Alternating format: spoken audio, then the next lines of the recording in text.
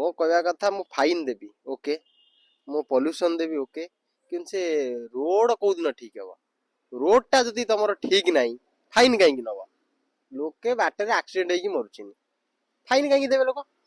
Road ठीक कर आग इथानल टाकू बढ़ेवा भल कथा किंतु एमिति लोक को जुलम कहीं कर पॉल्यूशन कर फाइन जी अच्छी से दियो गोटे लोक आपड़ देखिए जदि आप जाजपुर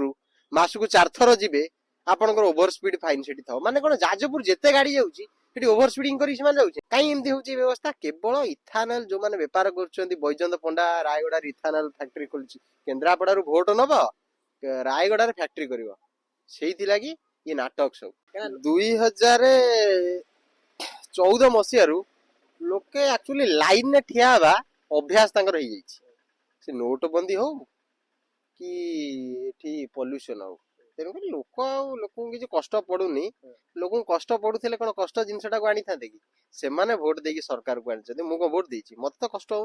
मोर जदि पॉल्यूशन दरकार मुझे पॉल्यूशन ने सरकार नियम कर सरकार का नियम को मत मानिया पड़ो पॉल्यूशन देकी असुविधा कौट रहा कि जो मैंने आनी जो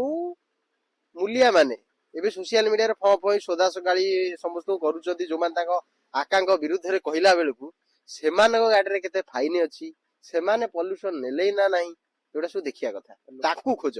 ना केबे बड़ लोक केबे हैरान होना सब गोटे गरीब लोक ही हैरान होती गरीब लोक हैरान होती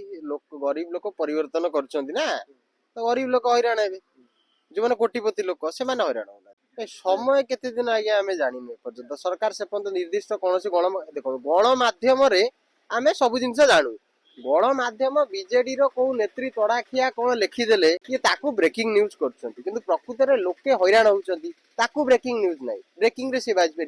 बीजेडी रु तड़ाखिया नेता बीजेडी रु तड़ाखिया नेत्री माने कौन सोशल मीडिया लिखिले ताकू जो ब्रेकिंग न्यूज करेंगे आम जाना केमी एक्चुअली कौन इश्यू कौन तो भूल कर 5 वर्ष भोगे आ कौन अच्छी जो मैंने भूल जो मैंने भावुं आम भूल करूँ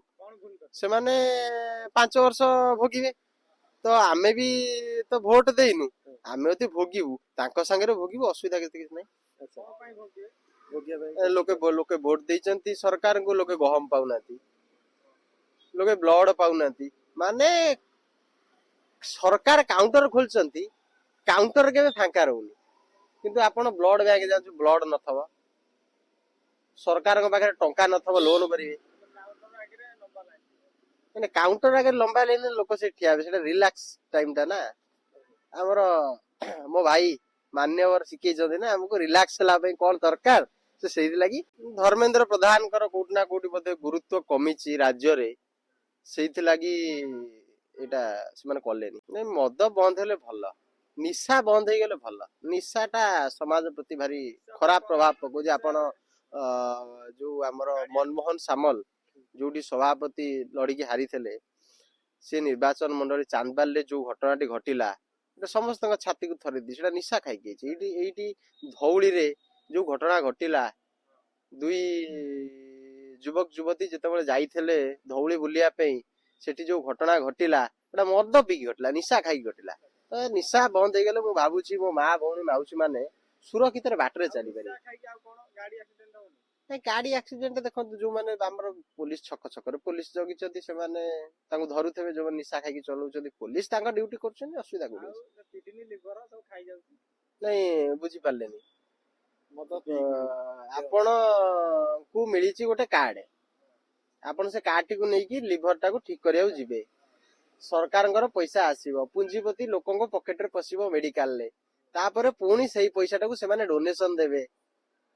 एटा तो रोटेशन चलियो ना आपनकर मन थिबो जितेबाला 2006-07 बेले जो सब मोबाइल लोक किणुले से आज भी यूज कर बल से जो मैंने सब किणिले से आज भी यूज कर जो मैंने फैन किणिले ग्राइंडर किणिले आज भी यूज कर आज जोटा या 2 वर्ष पर खराब हो जाए कहीं खराब हो जिते जिनिस खराब हम से रेवेन्यू बढ़ से कंपानी माने पैसा पाइबे सेते मोटा अंकर टैक्स पाइबो सरकार आ सेते फंडिंग पाइबो राजनीतिक दल जे सरकार थबो उद्देश्य कोन लोक मले लोक किडनी खराब हेले लोकंकर जहा असुविधा हेले मेडिकल माफिया माने पैसा पाइबे ନାଇଁ ଦେଖ ମଦ ଚଲେଇବା ଦରକାର ମୁଁ କହୁନି, ଇଏ ମଦ ଯଦି ବନ୍ଦ କରିବା କଥା ସରକାର ବନ୍ଦ କରିଦିଅନ୍ତେ। ଜଣେ କେନ୍ଦ୍ରମନ୍ତ୍ରୀ ଭାରତୀୟ ଜନତା ପାର୍ଟିର ଓଡିଶାର ସବୁଠୁ ଯିଏ ମାନେ କୁହାଯାଏ ପ୍ରଭାବଶାଳୀ ନେତା ଥିଲେ, ଲୋକପ୍ରିୟ ନେତା ଥିଲେ ଦିନେ, ତାଙ୍କୁ ସ୍କୁଇଜ କରିବା ପାଇଁ ମଦ ବନ୍ଦ କଲା ହେଲାଣି। ସେ ବା କହିଥିଲେ ସମ୍ବଲପୁରରେ ଆମେ ଆସିଲେ ମଦ ବନ୍ଦ କରିବୁ, ମୋଦି ଦବ 300 ୟୁନିଟ ବିଜୁଳି ଫ୍ରି କହିଥିଲେ। କିନ୍ତୁ କାହିଁକି ମିଳିଲାନି, ମଦ କାହିଁକି ବନ୍ଦ ହଉନି, ସେଟା ଧର୍ମେନ୍ଦ୍ର ବାବୁ କୋଉନ ଯଦି ଦେଖାହେବେ ତାଙ୍କୁ ଟିକେ ପଚାରିବେ, ସେ ଭଲ ଉତ୍ତର ଦେବେ। ନାଇଁ ନାଇଁ, ଲୋକ ଆଉ 300 ୟୁନିଟ ପାଇଁ ଆନ୍ଦୋଳନ କରିବାର ସେ ଜିନିଷ ଭୁଲିଗଲେଣି। ଜାଣିଲେ ଜାଣିଛନ୍ତି, ସେ କହିଲେ ଦେବେନି। ଲୋକେ ଏଇଖିନି ଚାହୁଁଛନ୍ତି ଯେ ସେ ଯୋଉ ତମେ ଆଡଭାନ୍ସ ପଇସା ମାଗୁଛ, ଟିପିସିଡିଏଲ ଯୋଉ ମାଗୁଛି, ସ୍ମାର୍ଟ ମିଟର ବସାଉଛି, ଲୋକେ ସେଥିପାଇଁ ଚିନ୍ତିତ ଅଛନ୍ତି, ସେଥିପାଇଁ ଆନ୍ଦୋଳନ କରୁଛନ୍ତି। ବିଜେଡି ରାଜରାସ୍ତାକୁ ଓହ୍ଲଉଛି, କଂଗ୍ରେସ ରାଜରାସ୍ତାକୁ ଓହ୍ଲଉଛି, ବିରୋଧୀ ଦଳ ମାନେ ରାଜରାସ୍ତାକୁ ଓହ୍ଲଉଛନ୍ତି, ମା ମାନେ ଓହ୍ଲଉଛନ୍ତି, ଯୋଉମାନେ ଗରିବ ଖଟିଖିଆ ମାନେ ରାଜରାସ୍ତାକୁ ଓହ୍ଲଉଛନ୍ତି। ଶୁଣନ୍ତୁ, ଗୁଜୁରାଟ ରେ ବିଜେପିର ସରକାର, ବିହାରରେ ଏନଡିଏ ର ସରକାର ଥିଲା, ଉତ୍ତରପ୍ରଦେଶରେ ବିଜେପିର ସରକାର ଥିଲା, ସେଠି ଏସଆର ହେଇଛି,